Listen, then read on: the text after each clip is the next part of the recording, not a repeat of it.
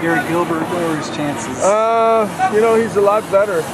He went out here today, but we'll see how he is on Wednesday and Thursday. But he's a lot better.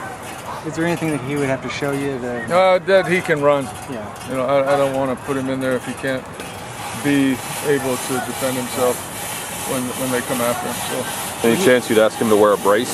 Oh, he'll be wearing a brace. Yeah. And does that inhibit his running? I don't think those things usually do. They're just take a few days to get used to them. But usually they're non-restricted. And how has he looked? You said he looked a little bit better. Is he just? Yeah, he's moving. He's getting 100% movement, and still a little swollen, but he's not on crutches, and he's got his knee brace off. Where's his pain level? Do you know? No. Neal, how did you, after watching the film and stuff, how would you break down his performance? He hung in there. He did some good things. He just didn't do. He did what a young quarterback does. He when things happened, that he wasn't ready. He didn't go through his progressions. He kind of looked like Garrett did the first time Garrett played last year. A lot of second. Wasn't anticipating, wasn't sure.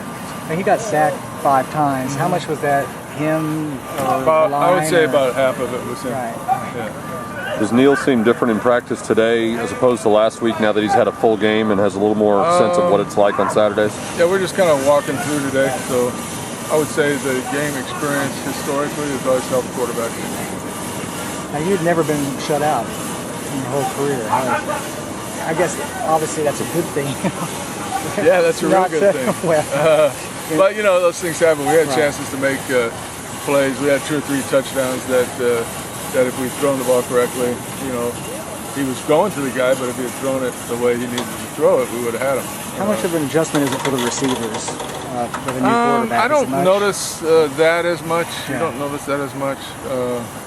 But as I told the team before the game, everybody has to raise their game when you have a young guy in there. Everybody has to do something a little extra, and we did not do that as receivers. We dropped balls. We didn't help it.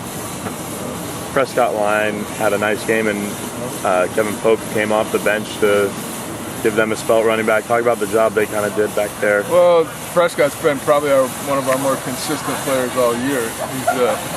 He's a rock in there blocking. And he's learning how to run our runs just like his brother did. He doesn't look like the same guy running right now as he did, 10 games ago. And next year he'll look just like Zach. How much more do you and your staff play sort of psychologist this week, calming nerves with the stakes being what they are against Central Florida? I don't ever bring it up. Just do your job. Go play.